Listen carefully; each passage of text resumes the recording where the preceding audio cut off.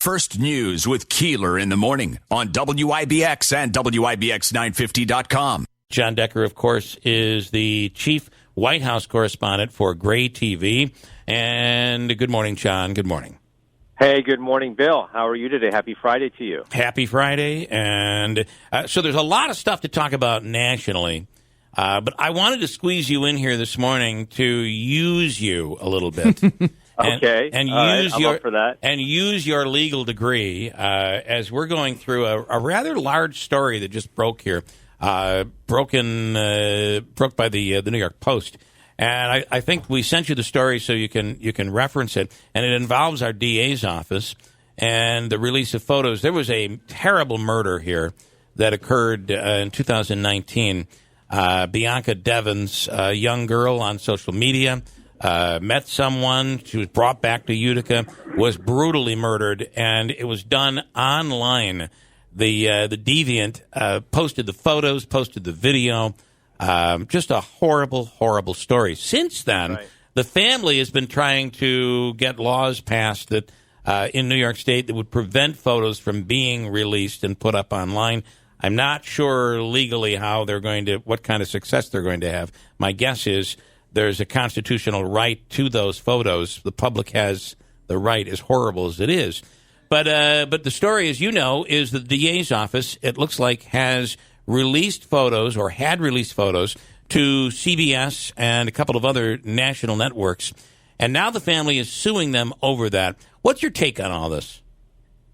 Well, I did receive what you sent me, and I appreciate you allowing me to get up to speed on what this terrible tragedy that your community went through. As far as the rights of the victim, unfortunately, the rights of the victim pass with her passing. Yeah. And so the family can't sue on behalf of a deceased victim.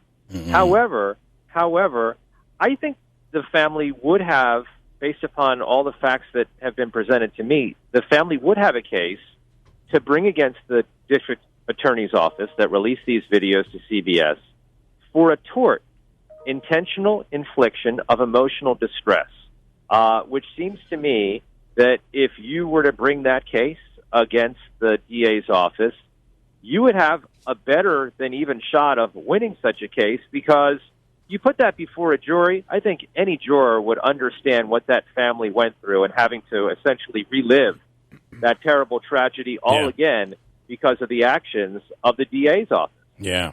About the what about the fact that the estate is the litigant here? It's the estate that is suing. Does that change anything?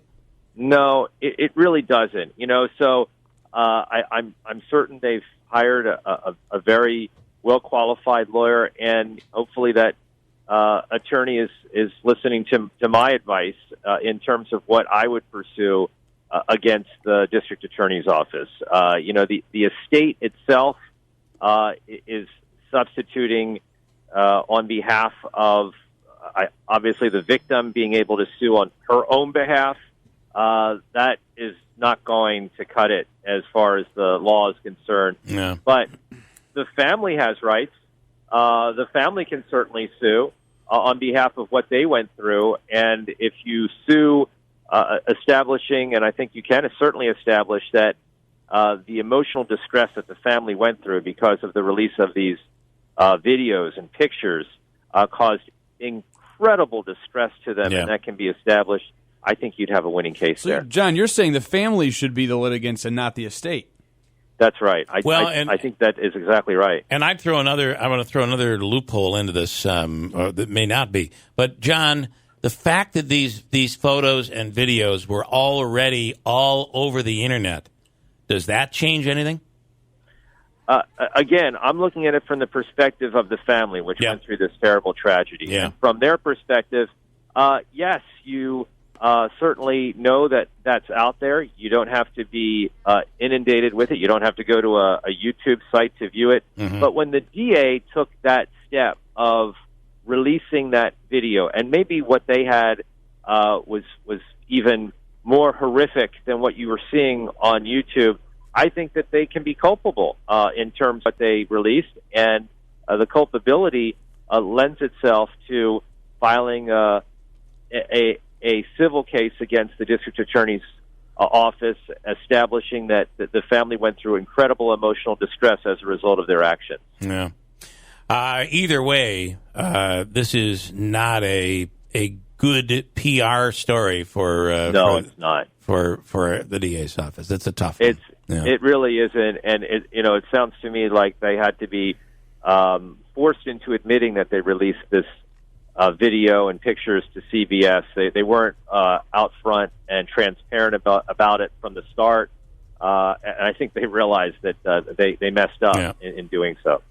All right, John, and then finally, with back to your regular job, do you see Biden having any success with his latest efforts to pass anything, really anything that involving his agenda going forward? Agenda. Well, I think it really depends upon two U.S. senators in particular, Kristen Sinema of Arizona, Joe Manchin of West Virginia.